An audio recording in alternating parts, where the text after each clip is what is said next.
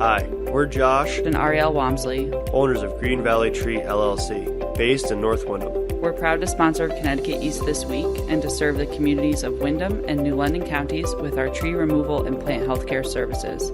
Visit our website at greenvalleytreeworks.com for a full list of our services or give us a call on 860-234-4041. We look forward to hearing from you. Living in a Hallmark movie world.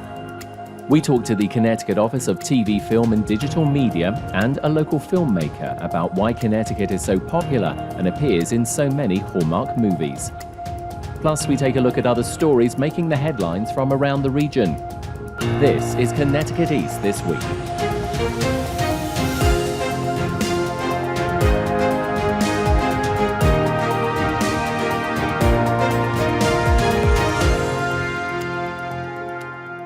Hello, I'm Brian Scott Smith. If you watched the Hallmark movie channel over Christmas in 2021, you may have seen or recognized a lot of places that appear in those movies. In fact, Connecticut towns and cities have become increasingly popular with filmmakers over the last several years. So what keeps the film companies coming back time after time? I caught up with the Connecticut Office of TV, Film and Digital Media and their small staff of George Norfleet, Mark Dixon and Ed Ruggiero, and local filmmaker Andrew Gernhardt, owner of Synthetic Cinema International, who make many of Hallmark's movies for them in the state, to find out more about Connecticut's movie fame. Gentlemen, to you all, thank you for joining me. Thank you.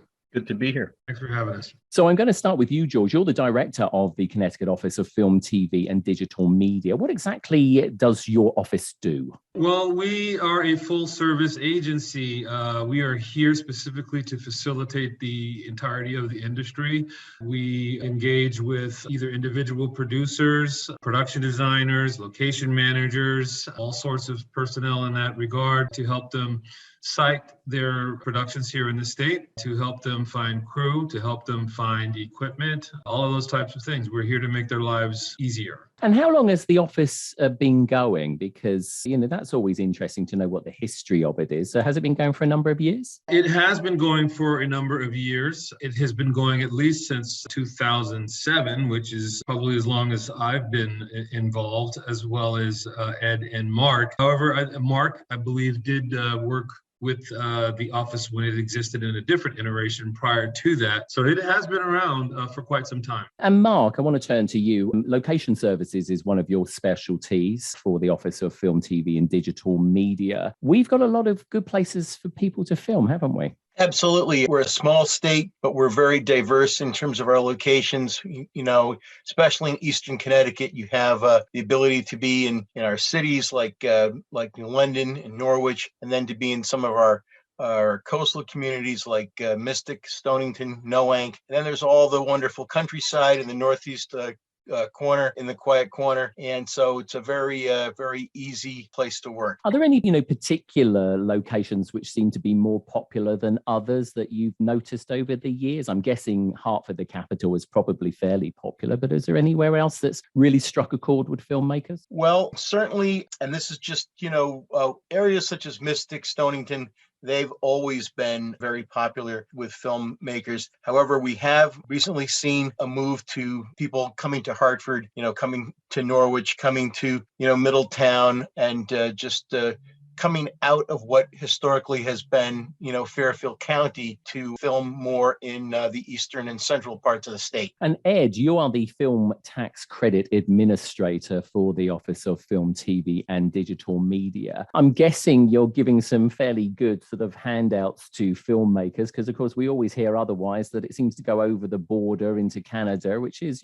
great, but of course we'd love to have things filmed here in the US. So what's the situation with the film tax credit? Well, the tax credits are a driving factor in where productions choose to locate, and we have a very healthy and competitive program here in Connecticut. We offer an incentive of between 10 and 30% based on the amount that the production spends in the state. The minimum spend is $100,000. And if you're spending over $1 million, you can access that 30% tax credit. And also, I think I saw something on the website in particular, there was mention about animation, which was singled out. What's the thing about, animation? Why has that been singled out? Well, there's a separate program for digital animation production companies, which has certain requirements for a studio here in the state with at least 200 full-time employees. And I think that was created because these are very lucrative jobs. They pay well. They're technologically advanced, and people are working full time in the state when it comes to digital animation, as opposed to just a film production, which may be temporary. And the other thing about the job that you do, and please correct me if I'm wrong here. I mean, it's also about, it's not just enticing filmmakers in and obviously giving them, that tax advantage. It's also about getting people in here and staying here and sort of setting up business as well, isn't it?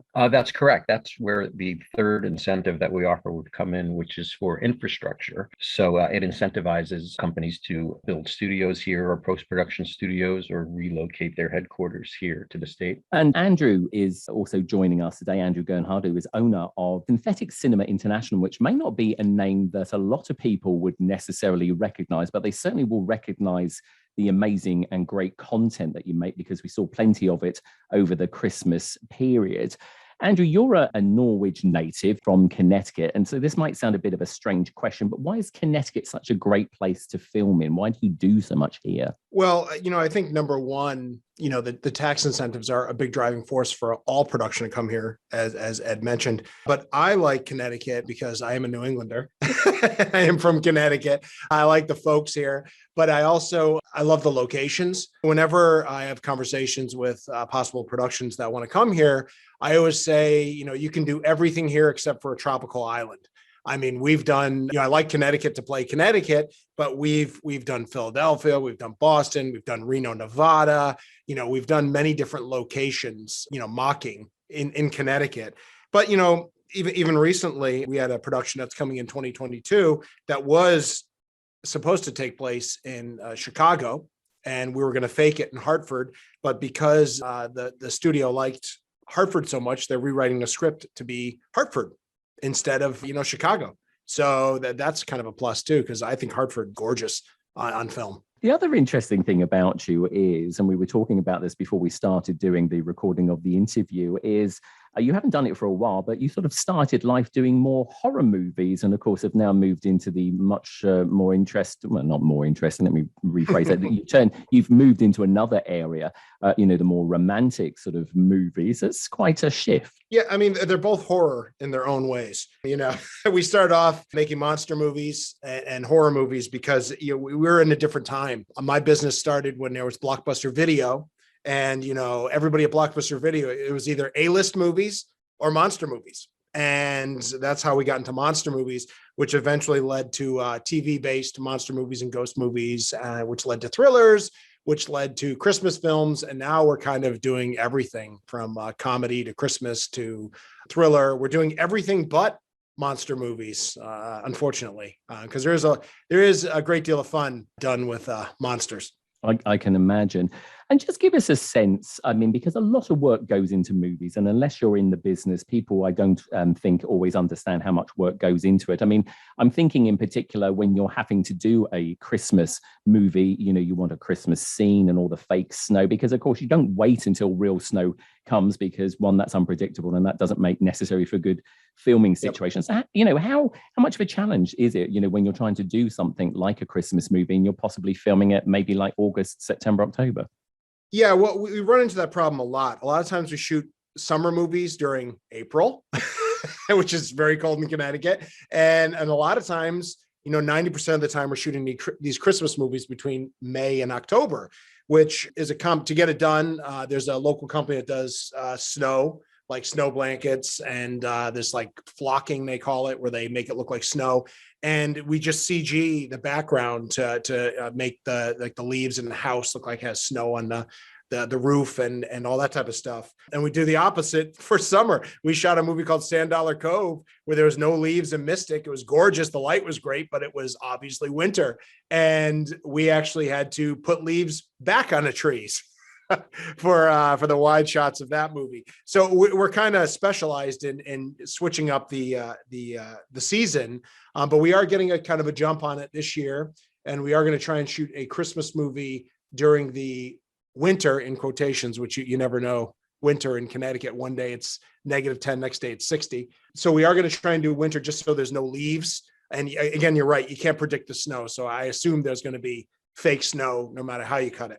Are you able to give us a little bit more, so like insight, maybe a little teaser as to what that film's going to be about or not?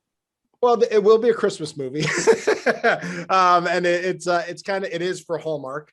It'll be a little bit different. I think Hallmark is really doing a great job at expanding their stories and into different genres, whether it's fantasy, science fiction, that type of stuff, along with the romantic comedy stuff. So this one is a little bit different for Hallmark. I can't reveal much about it because it is so different, but we're looking to shoot that during the first quarter of 2022 in the Hartford area, but it's definitely going to be fun. You were also saying again before we started recording the interview that last year, 2021, your production company did 21 projects, which sounds incredible. How difficult a task was that? And why so many projects? It was beyond difficult. We usually work on 3 to 5 movies a year because we're just a small kind of boutique company. But we worked on 21 different projects, whether it's post-production only, full-on producing, production services. So between those, there was one point during the year where I was going to 3 different sets within the state of Connecticut. I mean, it was insane. And basically, I was booked on a shoot from around March 1st through early December of actual shooting. It was almost like being part of a TV show, one after another. And we're still working on post stuff, delivering a bunch of international on a bunch of the movies that we finished. You've obviously got the great support of the Connecticut Office of Film, Television, Digital Media. We'll be talking to those guys again in just a second, but I just wanted to put this question to you. How do the locals take to it when suddenly you all come rocking up in all these cameras, sound gear, big trucks, everything else that's associated with top-notch, so like filmmaking these days? What's the reaction you get? Well, I think filmmaking is still kind of new for Connecticut. People still get excited. It's not like LA or New York, where every other street they're shooting, some kind of Marvel movie. So I think movies still bring a lot of excitement. As far as my interactions with the locals, I mean, I am a local. So, 99% of my interactions have been great. People are excited, especially for Hallmark stuff, because Hallmark stuff is like G-rated fun stuff. And everybody knows Hallmark. No matter what I've done, nobody cares. They're just like, oh, you did Hallmark. Like this year is Next Stop Christmas, which we shot at the Essex Steam Train. And everybody knew that movie because like Christopher Lloyd and Leah Thompson and a great ensemble cast. So, I mean, people are excited to host these movies. In fact, just before this call, I got an email from a local person volunteering their mansion to be on a list for Hallmark. So, I think people are still very excited about movies. Our movies are pretty big. They're not gigantic like a Steven Spielberg film, but some of them get pretty big. The Netflix ones are pretty gigantic. The Hallmark and Lifetime ones are a little smaller, but they are movies nonetheless. And you've helped me segue actually into a question I wanted to ask Mark Dixon, obviously Location Services, where Andrew just mentioned, Mark, about the fact that somebody's contacted him. They have a mansion which possibly could become location for a movie. People, of course, and businesses in Connecticut can also do that, can't they? They can contact you over that. That's right. They can go to our website, which is ctfilm.com. And on our website, on our splash page, we have a section that allows you to list your location online. And once it's listed, I approve it. And then, producers, location scouts, what have you, they can go and actually see these locations when they're looking to find locations for their films. And George, I want to put this question to you, obviously, as director of the Office of Film, TV and Digital Media. And again, Andrew made this comment that, filming here and sort of like filmmaking is still relatively new and certainly isn't on the level, as he said, of Los Angeles and some bigger cities like New York. How much marketing do you have to do as a department to tempt filmmakers who are unlike Andrew, who live here and know the greatness of Connecticut? How much do you have to do to try and tempt people here? I would say that we're kind of fortunate that we don't really have to market too much. It would be great to have a marketing budget with which to pursue that. But we're fairly fortunate in that folks in the industry are aware that we are here. They're aware of our program. And I think that's probably much due to folks like Andrew who keep the word out there, as well as people that have come here and utilized and shot here and utilized our services and have, said good things about us to their colleagues. So we've benefited from that.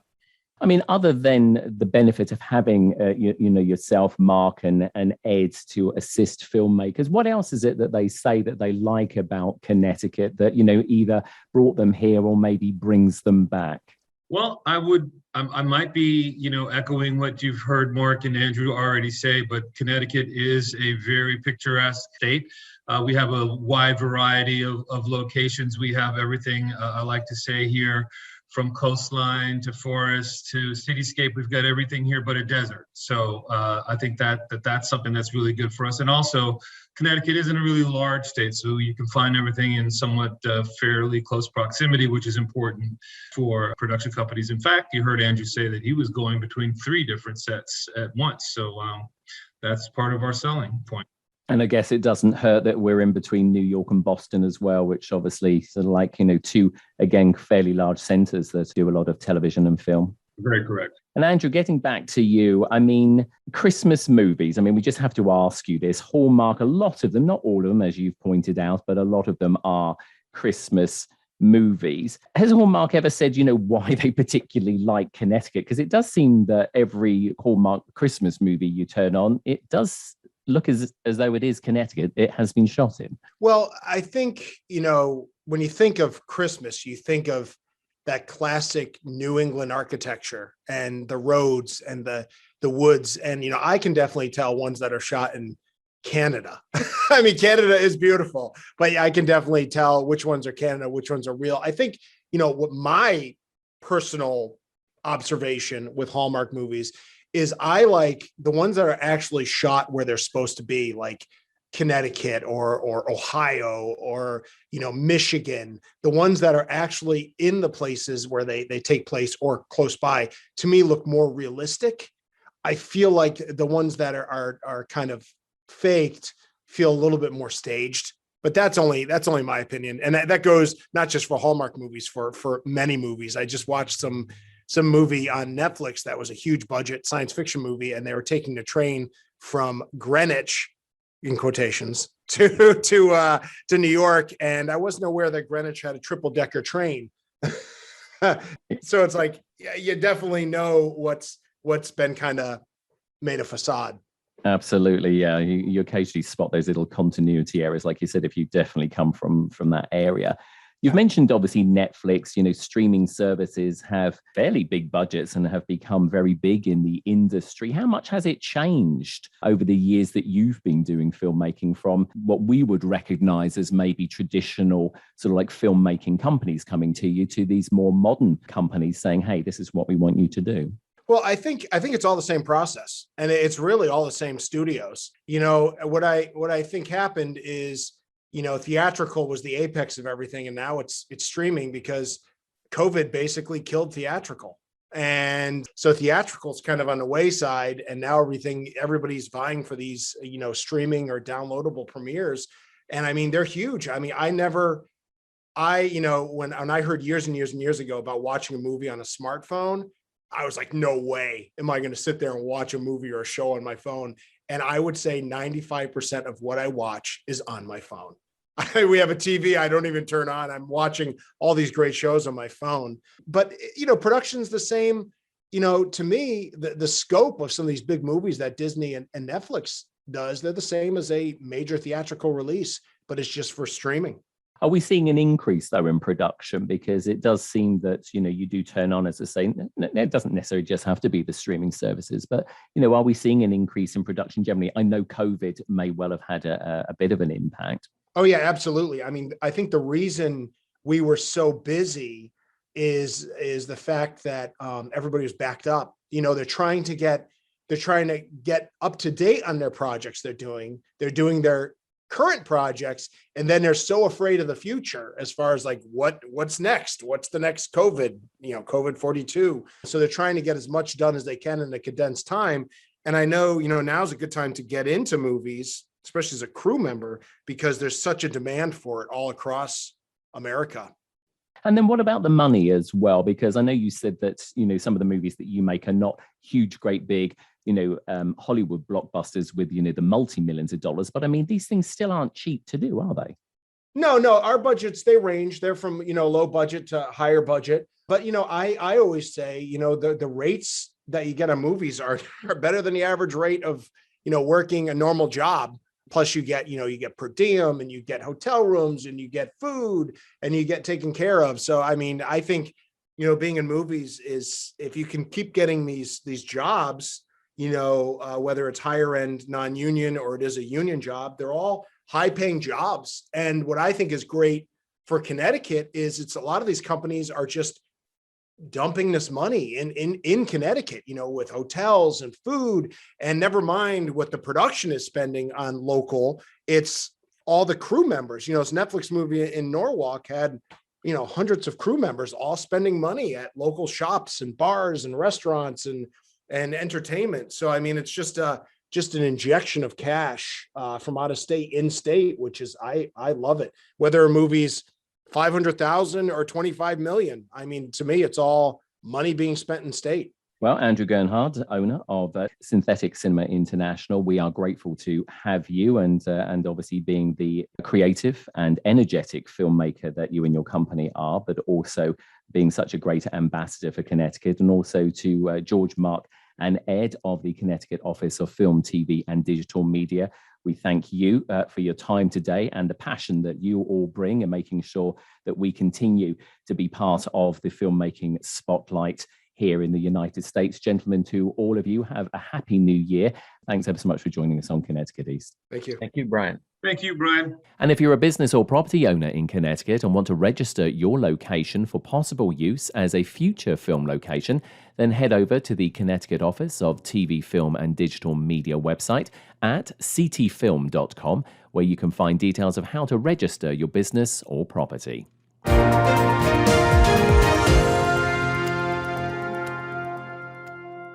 The American Red Cross blood supply is at historically low levels this winter, and we're facing a dangerous situation across the country. Without the blood they need, hospitals may be forced to make tough decisions about patient care. Donors are needed now to ensure blood is available for everyone who needs it when they need it. The good news is, you can help. Make an appointment to give now. Visit redcrossblood.org or call 1-800-RED-CROSS. Patients are counting on you. Winter is coming, so think about preparing your plants and trees for the season. Green Valley Tree LLC can help prepare your trees to withstand heavy snow, ice, and wind with cabling, trimming, and removal. We also do pruning. In fact, we do it all. Call Green Valley Tree LLC today on 860-234-4041 or visit our website at greenvalleytreeworks.com. Time now for a look at some of the other stories making the headlines in the region recently. Disability Rights Connecticut and the Connecticut Legal Rights Project, two leading civil rights organizations, have filed federal complaints against the state over the way COVID-19 test kits and masks are being distributed.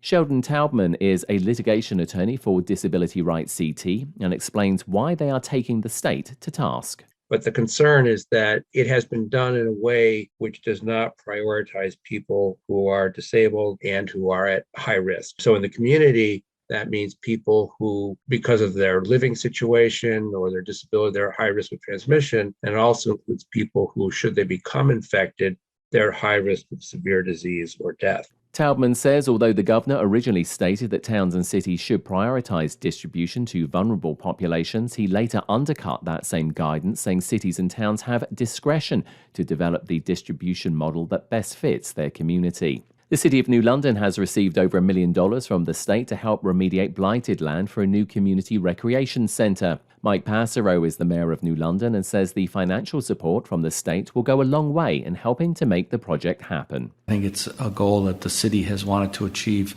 for many decades. Since we lost the YMCA back in the 80s, we haven't had indoor recreation facilities that were adequate to support this community. And it's going to become a reality now within the next 2 years.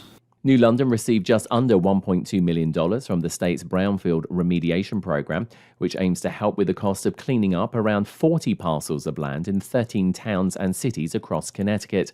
The new community recreation center will cost the city $30 million and will house an 8-lane indoor pool, therapy pools, a gymnasium, and community meeting rooms, and will be built on land formerly occupied by the Naval Undersea Warfare Center. Half of all households in Connecticut are at risk of not being able to pay for everyday expenses in retirement. A new state-run savings program will help private sector employers offer retirement benefits to their workers. Emily Scott from the Connecticut News Service reports. MyCT Savings was passed into law in 2016, known then as the Connecticut Retirement Security Program. Through MyCT Savings, employees are enrolled in automatic payroll deductions that go into a Roth Individual Retirement Account, or IRA. John Erlinghauser with AARP Connecticut says the program can be helpful long-term for residents unprepared for retirement and make businesses more competitive in the employment market. I know businesses are eager to be able to provide an opportunity for individuals to save at no cost to them. So this, will level the playing field for those businesses that can't afford to offer an opportunity, because the burden on this is taken on by a small fee assessed to the individual accounts. The program, run by the Connecticut Retirement Security Authority, started as a pilot in 2021 and will roll out in phases this year with larger companies first. Other states with similar programs include California, Illinois, and Oregon, which have high satisfaction rates from both employers and workers. I'm Emily Scott. The controversial State Pier project in New London suffered a temporary setback recently after a dredging vessel owned by Massachusetts firm Cashman, who were carrying out work at the pier, lost its dredging bucket in the Thames River and discharged around 5 gallons of hydraulic fuel into the river as a result. The company reported the matter to the Coast Guard and the Connecticut Department of Energy and Environmental Protection and set about cleaning up the site using booms and absorbent pads. In a statement obtained by Connecticut East this week, CT Deep said they did not dispatch an emergency responder to the site given the small volume of hydraulic fuel reported to them, but they are following up the matter. The project's main contractor, Nebraska-based Kiewit Corporation, confirmed the incident and clear up of the site, but would not provide details as to why the dredging vessel lost its bucket that caused the incident. In the Connecticut Examiner this week, crumbling morale within the Connecticut State Police, a spike in fatal accidents, and a sharp decline in traffic stops during the pandemic are among the topics lawmakers will be discussing in a meeting with Police Commissioner James Ravella. The meeting, called for by leading members of the legislature's Public Safety and Security Committee, comes in the wake of statements recently received by Andy Matthews, Executive Director of the 900-member State Police Union, that morale is at an all-time low due to what he describes as anti-police sentiment and legislation from the state capitol.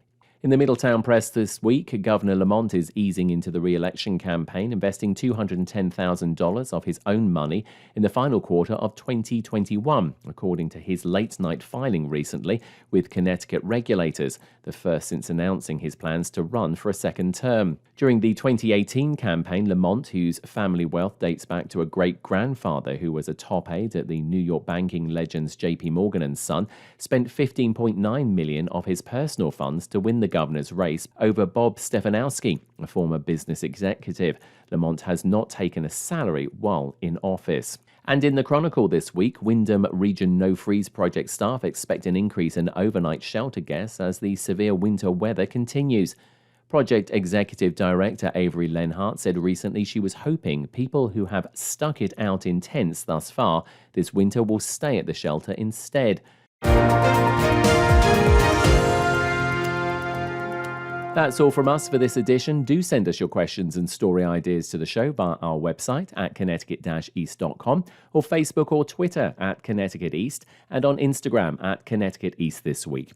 And you can listen to the show again on our social platforms on demand. And please like, follow and share on your social media too. I'm Brian Scott Smith. Thank you for listening.